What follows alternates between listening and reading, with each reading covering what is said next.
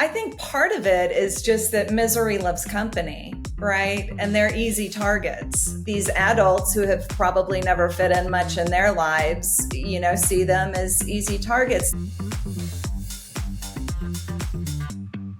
Welcome to a brand new episode of the Michele Tafoya podcast. Julie Mauck and Jonathan Vogel are my guests today. Julie Mauck was a real estate agent, mother of four, who thought that there were some books in her community library that weren't appropriate for children. She did not ask the library to take the books out. She asked them to move them from the children's section into the adult section because they were graphic sexually. There was a hearing at which she was heckled by a number of groups. Barely got to speak, but it got worse from there. It only got worse from there, and her life had to change dramatically. Jonathan Vogel is her attorney, representing her in court. They are still in court, and she's just trying to get her life back. This is an amazing story, but it's also not the only one of its kind. But I wanted to bring it to you because Julie is a great representation of what's going on with cancel culture still in America. And we're going to hear her story, and we're going to hear about their defense and where they stand. But before we go any further, let me please and humbly ask you to hit that subscribe button. Wherever you're watching or listening, there is a way to subscribe. It's free. Can't hurt you. Just means that it's going to be in your feed all the time. We never want you to miss an episode. We have so many good things in our library and so many good things coming up. So just hit subscribe. We will be forever grateful. Julie Mauck and her lawyer, Jonathan Vogel, are next. Well, Julie Mauck and Jonathan Vogel, it's great to have you with us. Cancel culture is something that I keep thinking is going to die, but it's still trying. It's hanging on with every last bit of its breath. Julie, how would you nutshell? Let's start here. You're part of Moms for Liberty, but you're a very targeted group, right? Right. I think the Southern Poverty Law Center calls you a hate group. Yes. Which tells you more about the Southern Poverty Law Center than it does about your group. But having said that, you learned about some books in a library in the children's section that you felt were inappropriate. Let's start there. What did you do? Well, actually, it wasn't just the books. This happened in July of 2023, and there was also some programming throughout Pride Month that was inappropriate for children. So several people had reached out to me and told me concerns that they had. And these people that reached out to you, were they like moms? Were they just people in the community Yes. going to the library? Moms and dads, Sunday school classes, just people within the community that were concerned about what was going on in the children's section of the library. Yeah. And so you had an opportunity to take your concerns to whom? To the actual library trustee board, which is, and this is the local library, not the school library. Okay. So for clarification, it's a community library. Community library. We're a very small, rural, conservative community. But it's safe to say a taxpayer-funded library? Yes, a taxpayer-funded library. Correct. Okay. That's funded completely locally. Okay. So, in this community, and we just kind of organized, through email, people address the concerns. I said, if you're concerned about it, please show up to this board meeting, and sign up to speak and address your concerns at public comment. And so quite a few people did. Like I said, there were different Sunday school classes. I didn't really even organize it through Moms for Liberty. It was a fairly organic movement. And so a lot of people showed up to speak, but on the converse of that, we are adjacent to a very liberal community where the University of Georgia is. And it's always the university communities, right? It's always the universities. Right. And so there were factions within that community that organized to counter our concerns. As well. Even though they aren't really part of your library community, right? They're in a separate county?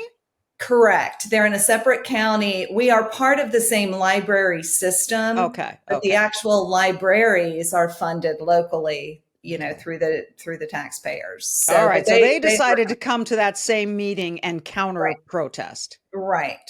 And some of the organizations that were organizing against us were Athens Pagan Pride, and Mutual Aid Athens, which is an anarchist organization, and a self-described queer school called Our Resilient Community, who actually shows up and often uses children as props to protest things like this. Yeah.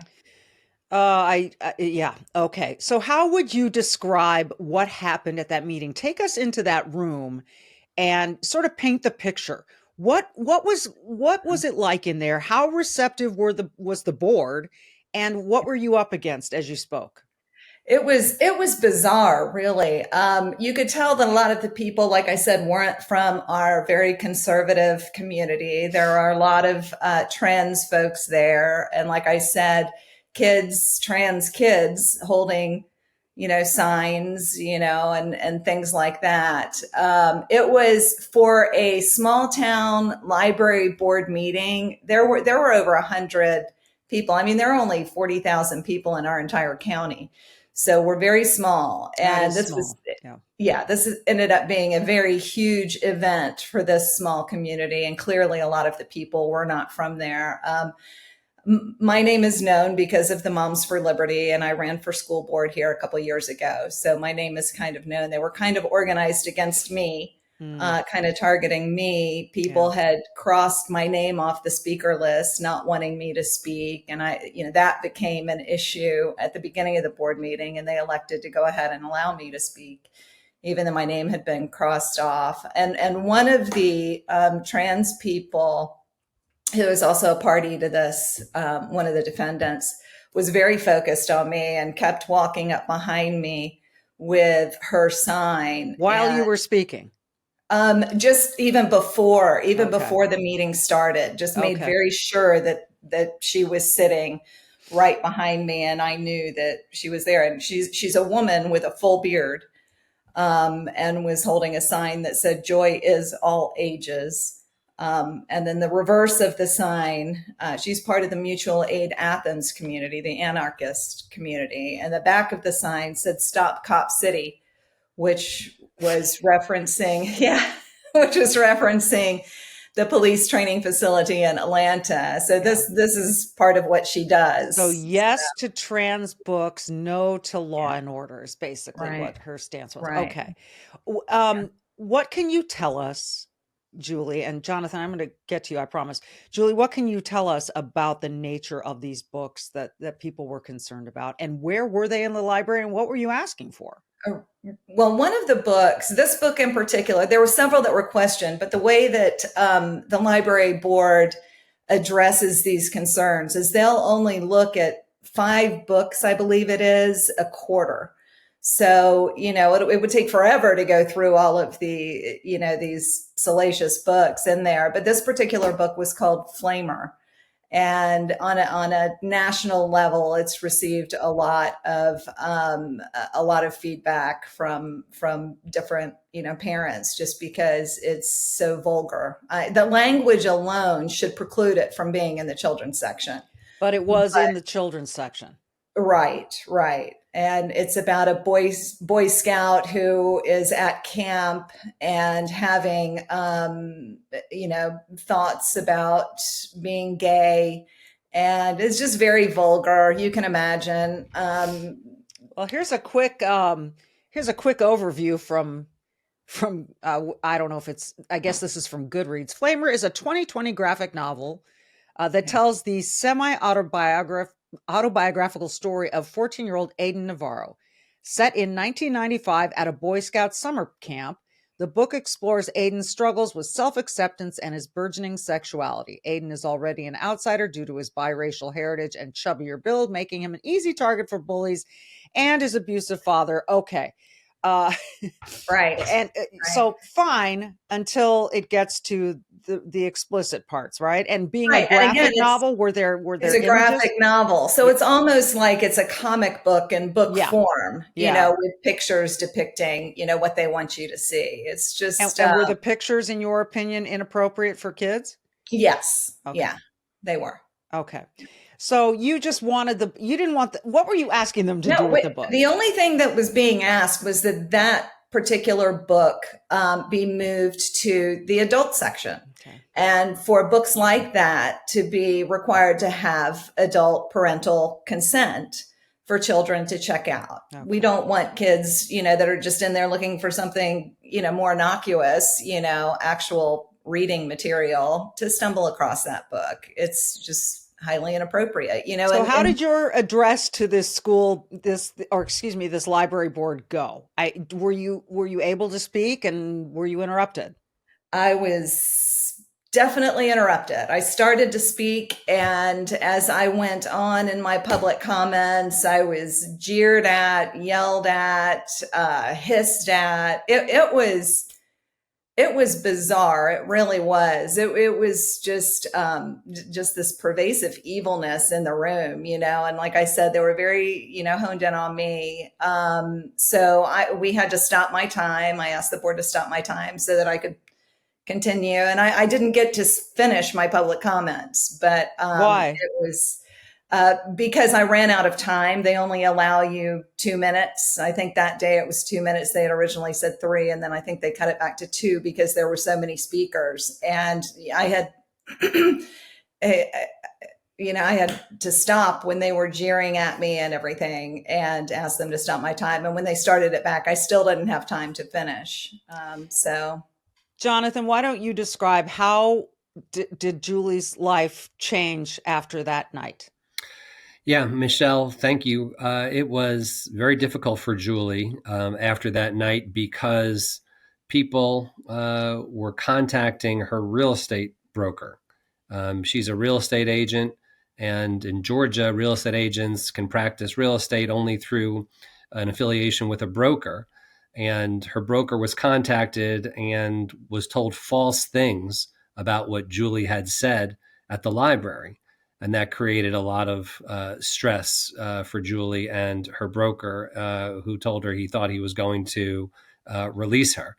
To make matters worse, one person in particular submitted a so-called ethics complaint to the Georgia Association of Realtors, alleging false statements about what Julie had said at the library that day, alleging that Julie had somehow violated some standard of practice or rule of the Georgia Association of Realtors, which is a state chapter of the National Association of Realtors.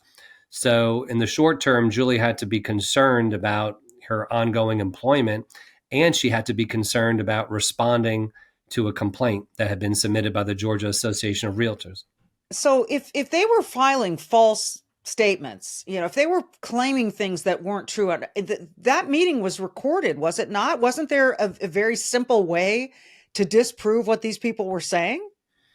Absolutely. Yep. There's a recording of everything that Julie said at that meeting and what these people in a particular organization called Athens Pride alleged she said were just false.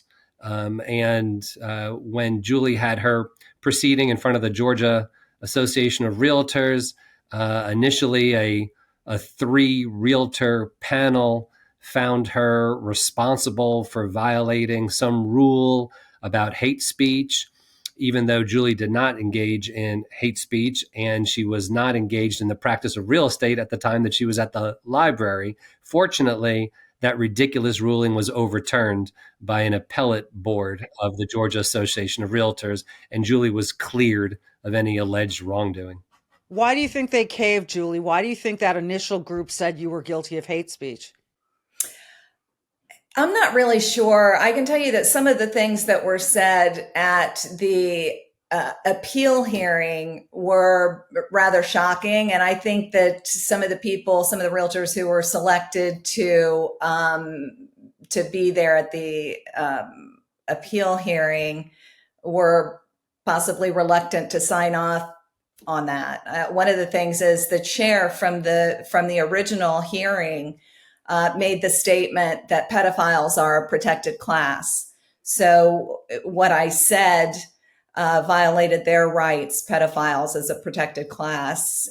He also said that whether what I had said was factual or not did not matter. because if it had the capacity to hurt somebody's feelings, it was hate speech. And the context in which I said it did not matter, because again, if it had the content, had the ability to hurt feelings, it should be considered. You know what? You could hurt my feelings. I could claim hurt feelings over anything. Jonathan, I see you shaking your head. And this is the issue. The capacity to hurt someone's feelings. I mean, you could say, you know what? You look nice today. And you just hurt my feelings because you didn't say I look beautiful. You said I look nice. Or what a sexist comment. What does that mean? So this is where we get on a real slippery slope, Jonathan. Why are you, what do you make of how that statement comes, how anyone can say she had the capacity to hurt someone's feelings? It was absurd. It was absurd, and it explained why the initial panel ruled against Julie's, because this particular chairman of that panel had these, strange beliefs that hurting someone's feelings is somehow illegal or somehow violates the Georgia Association of Realtors rules. Of course it doesn't. Of course we all need to speak, and everyone else needs to, hear, sometimes you're going to be offended. Sometimes you're not going to be offended. We can't be It's a choice, by the way. Yeah. It is a choice to be offended or not. I mean, you're a human being with agency. You can decide, I'm going to let that roll. But see, that's not where we are in America today, which is why people want to cancel people like Julie. This is nuts. So, okay. So Julie, also I want to ask you, your broker did release you, right? At the time you were working with a broker, which you need to. Right. Why did they do that? Like, why didn't they grow a spine and stand up for you?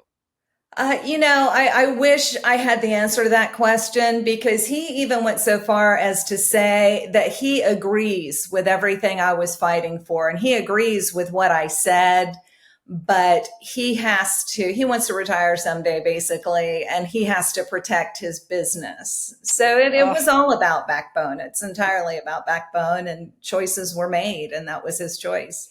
Well, you've shown a lot of spine, Julie. So you had to go and get your own broker's license so you wouldn't have to deal with this again, right? Right. How long did that take? About a year, the whole process, because I also had to start my own company. So, so I could be just completely independent, a completely free agent. So really studying for the broker's exam, and setting up the corporation and, all of the things that go into that. It was probably about a year that it took. You know that old phrase, where do I go to get my reputation back? Julie, how hurt was your reputation? Not only as just Julie, but as a real estate person? Yeah, it's a hard call. It just depends very much on who you talk to. I mean, there's that faction that, of course, comes out against you. And, they took me through the ringer on social media. And again, these were lies. So they weren't even, being intellectually honest about what was said. So you have that faction. But then I also had people reaching out to me from all over the country once they heard the story, other realtors saying how much they appreciate me, speaking up and, having a backbone, and, being an advocate for free speech and not just cowering. There are so many real estate agents out there because of this hate speech caveat that just are afraid to say anything, to get involved at any level. And when I first became a real estate agent over 20 years ago, one of the things they told you to do is run for public office. That'll get your name out there. And I mean, how things have changed. Now it's like, sit back in the background and just sell houses, but don't have an opinion about anything, because you could lose your ability. Well, this is the chilling effect that these groups want to have, Jonathan. Right. And you know that very well. They want people to cower. They want people to shut up. If not Julie, then 5 other real estate agents who might have thought about showing up at that meeting who go, oh crap, I don't want to deal with all of what she's dealing with. Forget it. I'm not speaking up. This is the thing that is really the bigger picture fight, right? It is. I mean, that's what cancel culture is all about. And these, organizations and individuals, they've told us in the course of our lawsuit, and I know we'll get to that, that this is part of their mission, that they reach out to businesses and they complain about people and try to get them to stop and maybe create a boycott and things like that. I mean, this is part of what they do. Now, look, it's a free country. If you want to boycott, if you want to, speak out about something that concerns you, that's fine. But you can't make false statements and interfere with someone's livelihood through deception and false statements. And that's what happened here. So the initial lawsuit took place where, why don't you just take us through, Jonathan, the initial lawsuit and what happened there? Yes, we filed a lawsuit last year, it was about a year ago, against Athens Pride, Danielle Bonanno, and Fiona Bell, also known as Felix Bell. And we alleged claims against Athens Pride and Bonanno, who was the president of Athens Pride at the time, for a violation of Georgia's Unfair and Deceptive Business Act for making deceptive statements and interfering with Julie's business relations with her broker. We filed a claim for interference of business relations with the broker against Bell, as well as defamation against Bell. Our complaint was met with a motion to strike or a motion to dismiss from the defendants, who hired a very large law firm in downtown Atlanta to represent them on a pro bono basis. And it was a motion to dismiss to strike the lawsuit under Georgia's anti-SLAPP statute. Can you give me a quick explanation of what that is? Yes. And SLAPP, S-L-A-P-P, stands for Strategic Lawsuit Against Public Participation.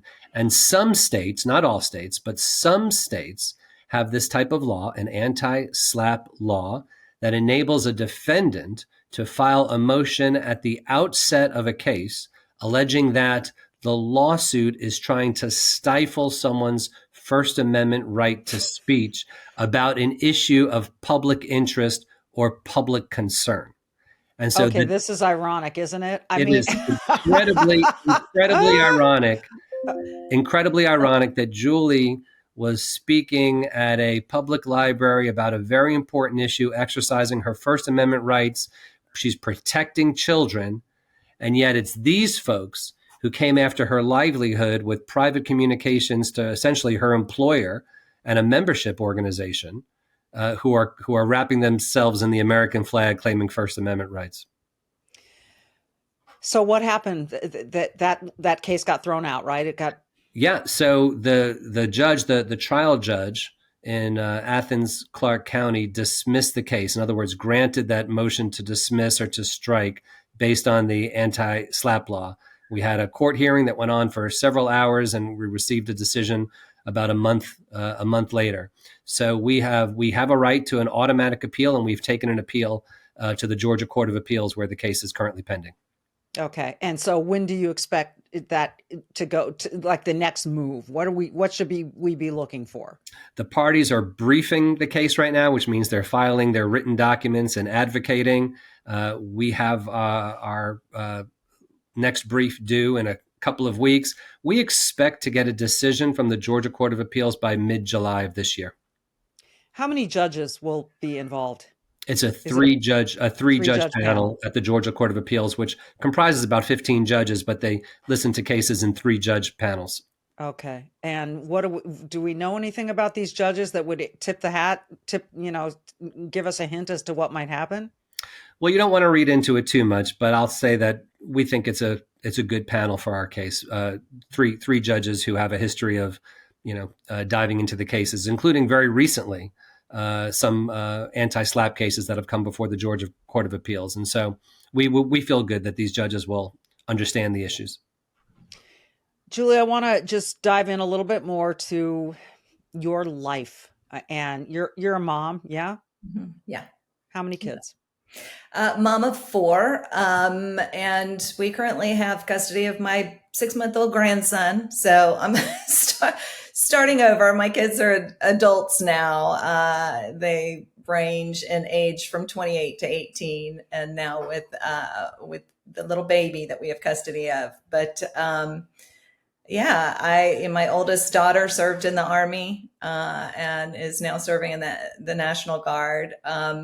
We adopted our boys from Bulgaria when they were 2, and they've had learning disabilities. So I've had to advocate for them along the way. I've been involved in the education front for probably 20 years since we brought them home. So, Wow. and then our youngest is graduating from high school this year, and we started homeschooling her a couple of years ago. So, Okay. yeah. What kind of toll does this take on a family, on your family? It's a lot. It's a lot of noise, that does detract from a lot of things, but it's so important.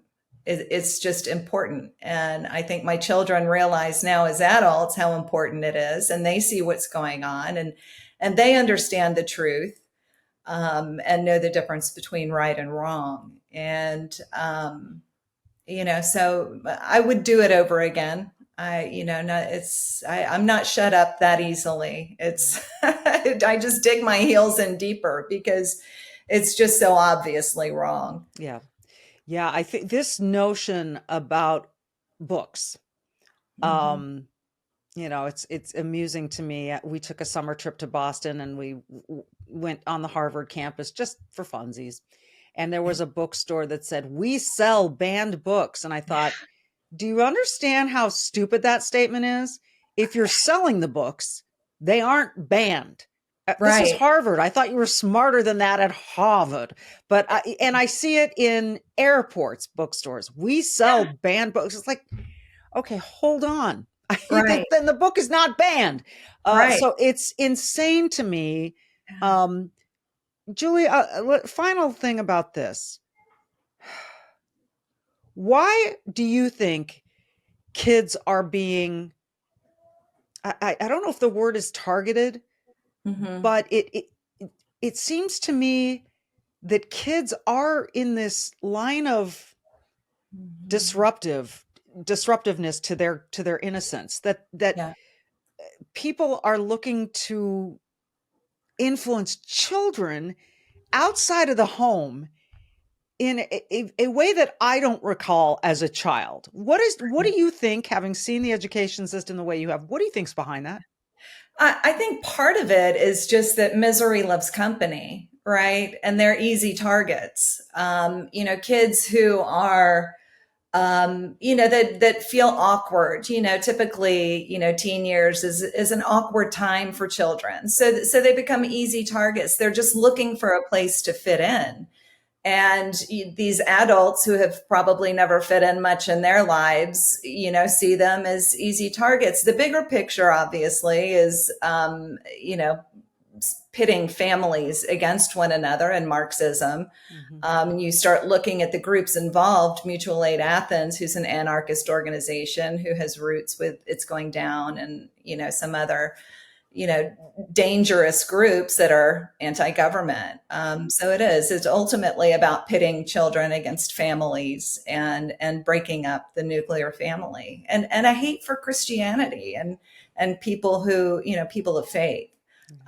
There's just a real, target on your back out there if you put yourself out there. Michelle, I think there's something even more. Yeah. I think it's a matter of attempting to normalize certain adult behaviors, and a view that, one way that to change society into believing that this is normal behavior is to teach it to the children. And if we're teaching it to the children and they're growing up understanding it, then, there's nothing wrong with it. And when I'm talking about I'm talking about people who are identifying with a sex other than their biological sex.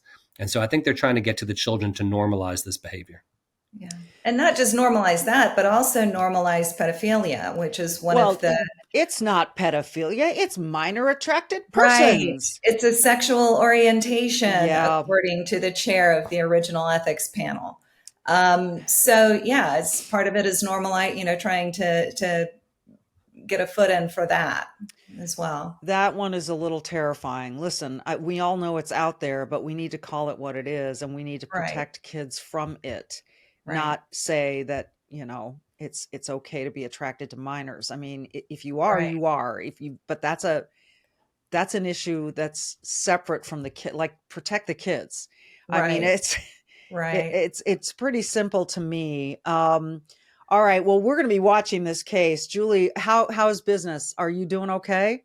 I'm doing okay, with this new venture into grandmotherhood, it's trying to juggle a lot, Yeah. but it's starting to pick up now. So, yeah. Okay. And Jonathan, you sound optimistic. Oh, very optimistic. No, we feel very good about our chances at the Georgia Court of Appeals because we think we're right on the law. We think we have great facts. We think there are some recent precedents out of the Georgia Court of Appeals that are going to be very, very helpful to us. So we are confident, and we look forward to giving you an update on the case. I Michelle, can't wait. Yeah, Michelle, can I give a quick plug to Please. Coalition for Liberty, who actually is the organization who found Jonathan for me? I really did. It was a very vulnerable and lonely place to be when all of this first went down.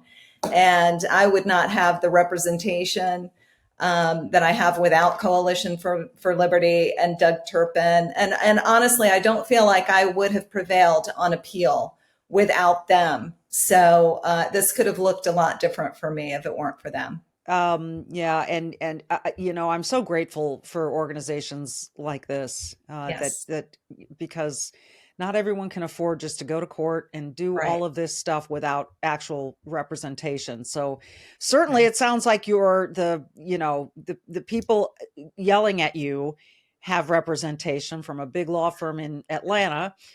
So I'm glad that you have yours, Julie. Yeah. Thank you. Thank you. All right. So We're much. going to look forward to hearing from both of you when this is all resolved. I can't wait to hear. Fingers crossed. And Julie, thank you for your spine and your commitment. And Jonathan, thank you for representing her. Thank you, Michelle. Thank you. And thank you for yours, Michelle. I listen, I end every podcast with these two phrases: be brave, do good. And I see that in both of you. And I appreciate you. Thank you so much. And we will see you next time, everyone. Thank you.